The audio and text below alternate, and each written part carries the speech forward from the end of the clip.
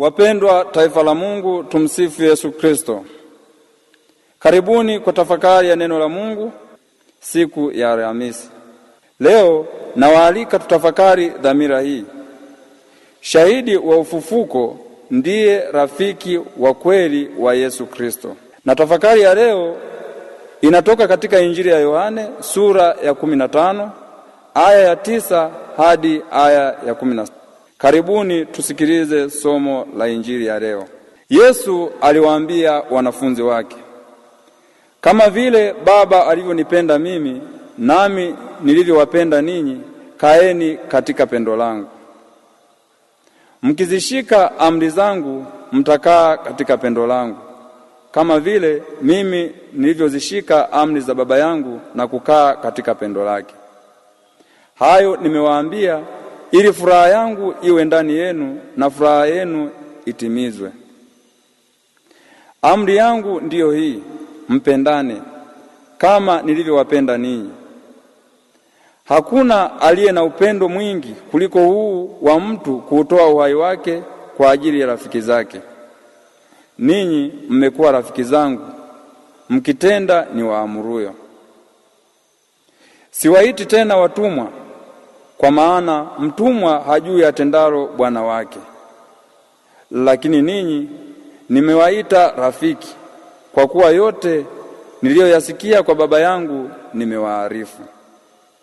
Si ninyi mlionichagua mimi, bali ni mimi niliyowachagua ninyi.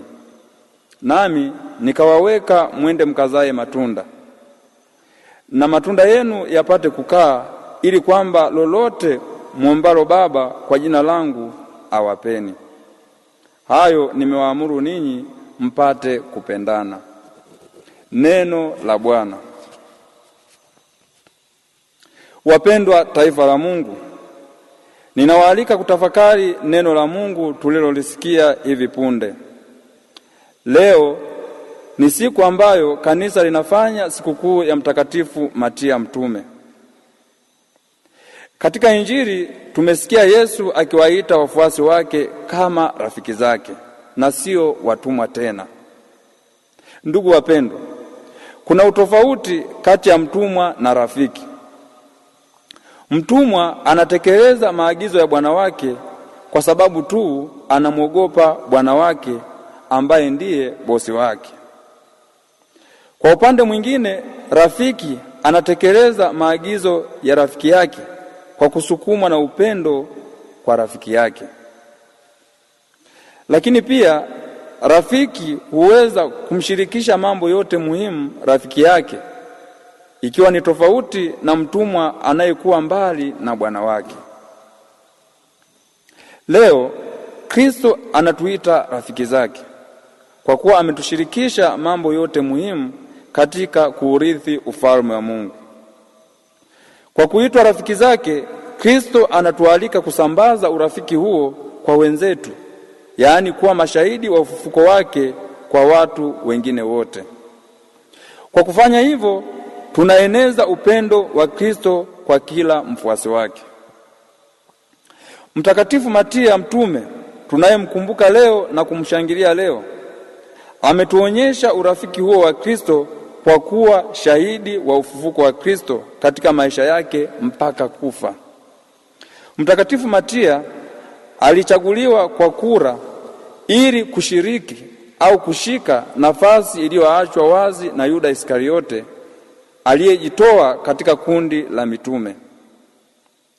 Katika mchakato huo wa kumpata Matia, Petro anasema wanamchagua ili awe shahidi wa ufufuko wake pamoja na sisi. Tunasoma kutoka Matendo ya Mitume sura ya 1 aya 21 hadi 26. Katika mchakato huo tunaambiwa wazi kuwa kazi ya mtume ni kuwa shahidi wa ufufuko wa Kristo. Ndugu zangu, kuwa Mkristo ni kukubali kumshuhudia Kristo na si tu kujua kuhusu Yesu Kristo. Mkristo wa kweli ni yule anayeishi maisha yote na Kristo. Mitume wametuonyesha njia ya namna ya kushuhudia ufufuko wa Kristo. kwa hali na mali, hata katika mambo ya kuhatarisha maisha yao. Sisi leo je, tunasimama vipi katika imani yetu? Muda mwingine tumeanguka katika mambo madogo na hivi kushindwa kutetea imani yetu.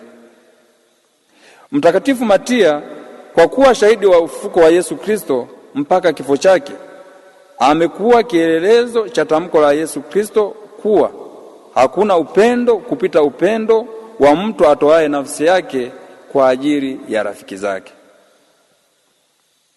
Ndugu zangu, tukiwa bado katika kipindi cha Pasaka, nasi tunaalikwa kuwa vyombo vya kutangaza upendo huo wa kirafiki kwa wafuasi wote wa Kristo katika mazingira yoyote na gharama yoyote. Changamoto zinazotukabili katika maisha yetu ndizo zinazotusaidia kuonyesha upendo huo wa kirafiki kwa ndugu zetu. Kwa maombezi ya Mtakatifu Matia mtume, maaskofu, mapadre na mashemasi wapate nguvu ili wawe mashahidi wa kwanza wa ufufuko wa Kristo na kueneza upendo wa Kristo kwa wafuasi wake, ili kila mmoja wetu ashiriki kuwa shahidi wa ufufuko wa Kristo. Tumsifu Yesu Kristo. Yesu Kristo. Yesu